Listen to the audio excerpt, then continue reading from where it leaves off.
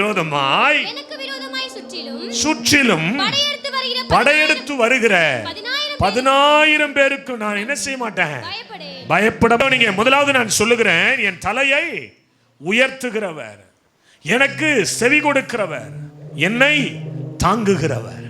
ஆனா மனுஷன் என்ன சொன்னா, இவன் அவ்வளவுதான், இவன் முடிஞ்சிருச்சுன்னா, இவன் வாழ்க்கை லாஸ்ட்ல நிக்கிறான்னா, வியாதி வந்துட்டு இனிமே இவன் எழும்ப முடியாது, இனி இவனுடைய ஆத்மாவை யார் காப்பாற்றுவார், இனி இவனுடைய ரட்சிப்பு அவ்வளவுதான்.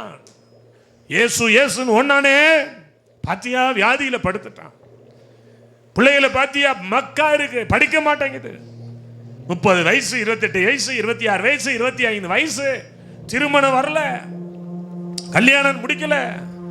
பிள்ளைகளுடைய நிலைமையை பார்த்தால் படிச்சு முடிச்சாச்சு, வேலை இல்லை. சத்துரு சொல்லுவான், ஐயோ இவன் தாழ்த்தப்பட்டு போனான். ஆனால் பக்தனாகிய தாவீதை போல நீங்களும் நான் சொல்லணும், கர்த்தரனை உயர்த்துகிறவராக இருக்கிறார், கர்த்தரனை ஆசீர்வதிக்கிறவராக இருக்கிறார், கர்த்தரனை மேன்மைப்படுத்துகிறவராக இருக்கிறார், கர்த்தர் எனக்கு ஜெயத்தை கொடுக்கிறவராக இருக்கிறார். நல்ல கையை தட்டி